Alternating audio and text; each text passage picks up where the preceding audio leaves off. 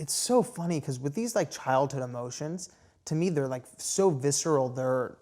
I can see them if I close my eyes. Like I remember sitting at my grandma's house. She has this like big dining room table, like a big round one.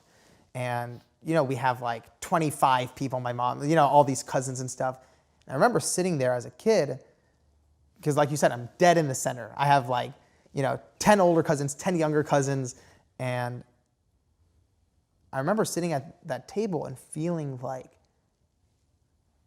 you know, I could start having a seizure and nobody would notice. It's weird when you're a kid. These feelings are very visceral, and that feeling of being invisible followed me through a lot of my life, where I remember in high school, there would be some days I would be like walking in the hallways, feeling like people were looking like right through me, like I was this ghost.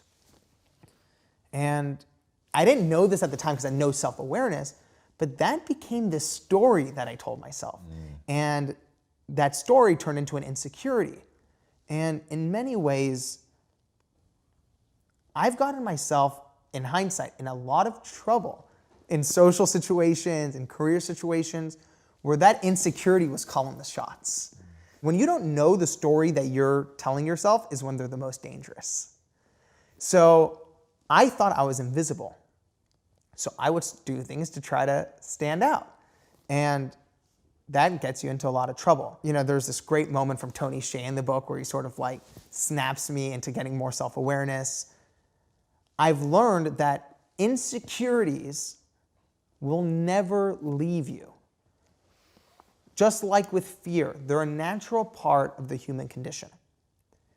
So your goal shouldn't be to rid yourself of insecurities.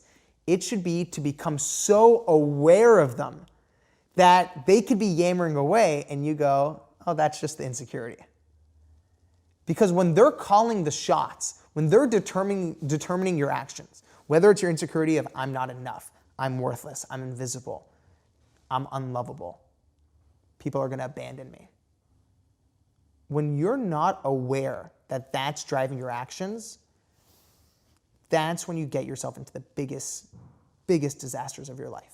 If anyone out there is dealing with an insecurity that they want help, you know, growing through, the first step is getting rid of the shame that surrounds it.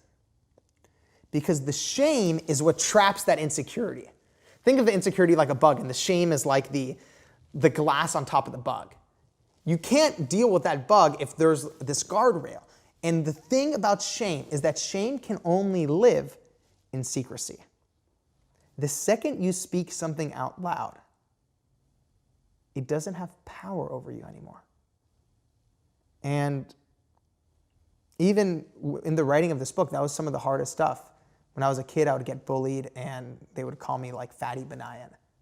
Dude, first of all, it's still weird to even speak those words out loud. But the act of writing it, even the act of saying it, the next time it's going to be easier.